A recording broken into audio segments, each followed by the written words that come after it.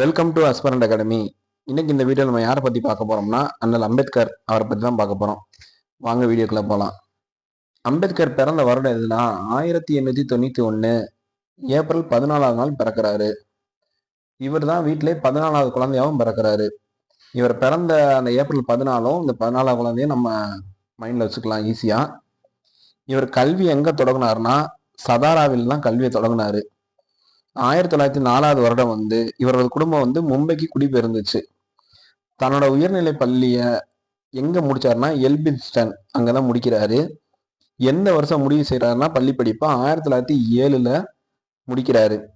1912ஆவது வருடம் இளங்கலை பட்டத்தை முடிக்கிறாரு. எங்கன்னா மும்பை பல்கலைக்கழகத்துல.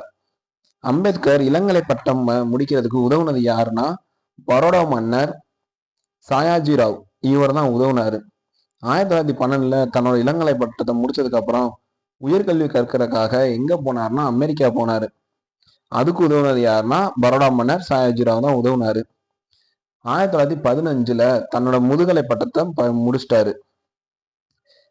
பண்டைய கால இந்தியா வணிகம் என்ற ஆய்வுக்காக இவருக்கு இந்த முதுகலை பட்டம் வழங்கினாங்க. இந்தியாவில் ஜாதிகளின் தோற்றம் வளர்ச்சி இப்படின்ற ஒரு ஆய்வு கட்டுரையை அம்பேத்கர் எழுதுறாரு. இந்த இது ஒரு சிறு புத்தகமாக வெளியிடப்பட்டுச்சு. அச்சில் வெளிவந்த முதல் அம்பேத்கர் நூலும் இதுதான். இது ஒரு டிஎன்பிசில முக்கியமான கொஸ்டின் கேட்பாங்க. இந்தியாவில் ஜாதிகளின் தோற்றம் வளர்ச்சியும் அப்படி கேட்டாலும் இந்த ஆய்வு கட்டுரை யார் எழுதினாலும் அம்பேத்கர்னு சொல்லணும். அம்பேத்கர் எழுதின அச்சில் வெளிவந்த முதல் நூல் எதுன்னு கேட்டாலும் இதைத்தான் சொல்லணும். இது நல்லா நோட் பண்ணிக்கோங்க. அதே மாணிக்க கொலம்பியால தன்னோட டாக்டர் பட்டத்தை முடிக்கிறாரு. இவருக்கு எதுக்காக டாக்டர் பட்டம் கொடுத்தாங்கன்னா இந்தியாவின் தேசிய பங்கு வீதம் என்ற ஆய்வுக்காக டாக்டர் பட்டம் கொடுக்குறாங்க. அதுக்கப்புறம் 1920ல பொருளாதார படிப்பை படிக்கிறதுக்காக எங்க போனாருன்னா லண்டன் போனாரு. ஆக்சுவலா உயர்கல்வி படிக்க சென்ற இடம் எதுனா அமெரிக்கா. பொருளாதாரம் படிக்க போனதுதான் 1920ல லண்டன். 1921ல முதுநிலை அறிவியல் படிப்பை முடிக்கிறாரு. 1923ல ரூபாய் பற்றிய பிரச்சனை எனும் ஆராய்ச்சி கட்டுரைக்காக இவருக்கு மறுபடியும் ஒரு டாக்டர் பட்டம் வழங்குறாங்க. ரூபாய் பற்றிய பிரச்சனை இந்த ஆய்வு கட்டுரை யார் எழுதுன்னு கேட்பாங்க. டிஎன்பிசில ஆல்ரெடி கேட்டிருக்காங்க. அதனால கொஞ்சம் நோட் பண்ணிக்கோங்க. அது யார் எழுதுன்னு கேட்டா நம்ம அம்பேத்கர்னு எழுதணும். அதுக்கப்புறம் 1923ல சட்டப்படிப்புல பாரிஸ்டர் பட்டமும் பெற்றுட்டாரு. 1924ல ஒடுக்கப்பட்டோர் நலவாழ்வுக்கு ஒரு பேரவையை உருவாக்குறாரு. ஒடுக்கப்பட்ட மக்களின் முன்னேற்றத்துக்காக. இந்த பேரை என்ன சொல்லுவாங்கன்னா கிருத்திக ராணி சபா அப்படின்னு சொல்லுவாங்க. இப்ப மொட்டையா கிருத்திக ராணி சபா இந்த இது யாரால உருவாக்கப்பட்டதுன்னு கேட்டா டாக்டர் அம்பேத்கர் சொல்லணும்.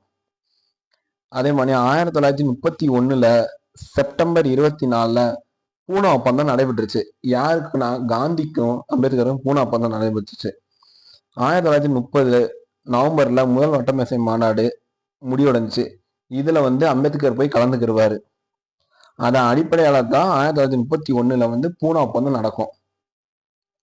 அதே மாதிரி 1927ல ஒடுக்கப்பட்ட பாரதம் எனும் இதழை துவக்கினார். ஒடுக்கப்பட்ட பாரதம் அப்படின்ற இதழை யாரு துவங்கினதுன்னு கேட்டா நம்ம அம்பேத்கர் சொல்லணும். இது ஒரு முக்கியமான கொஸ்டின். அதே மாதிரிக்க சமாஜ் சமாத சங்கம் அப்படின்ற சங்கத்தை உருவாக்குனது இவர் தான். சமாஜ் சமாத சங்கத்தை உருவாக்குனது யாருன்னு கேட்டா அம்பேத்கர் சொல்லணும். இது எதுக்காக உருவாக்குனாருன்னா சமத்துவ சமுதாயத்துக்காக உருவாக்குனாரு. 1930ல நாசிக் கோவில் நுழைவு போராட்டத்தை நடத்தினாரு. 1947வது வருடம் ஆகஸ்ட் 29ல 7 பேர் கொண்ட சட்ட வரைவு குழுவுக்கு தலைவராய் தான் இருந்தாரு. 1948 பிப்ரவரி 21ல இக்குழு தன்னோட அறிக்கையை சமர்ப்பிச்சிச்சு. அம்பேத்கர் தன்னோட இறுதி காலத்துல புத்த சமயத்துல போய் இணைஞ்சிட்டாரு. எந்த வருஷத்துல இணைஞ்சாருன்னா 1956 அக்டோபர் 14. அது எந்த இடத்துல நாக்பூர்ல போய் இணைகிறாரு. 1956 அக்டோபர் 14ல இணைகிறாரு. 2 மாசத்துல அதாவது 1956 டிசம்பர் 6ல இறந்துடுறாரு. இவர் இறந்ததுக்கு அப்புறம் 1957ல புத்தரும் அவரின் தம்மமும் அப்படின்னு ஒரு புத்தகம் வெளியிடப்பட்டுச்சு. 1990ல பாரத ரத்னா விருது, நாட்டின் உயரிய விருதான பாரத ரத்னா விருது அம்பேத்கர் கொடுத்து அம்பேத்கரை கௌரவிச்சாங்க. இது போல டிஎன்பிசி சம்பந்தமான அடுத்தடுத்த வீடியோக்களை நம்ம இனி பார்க்கலாம். தேங்க்யூ.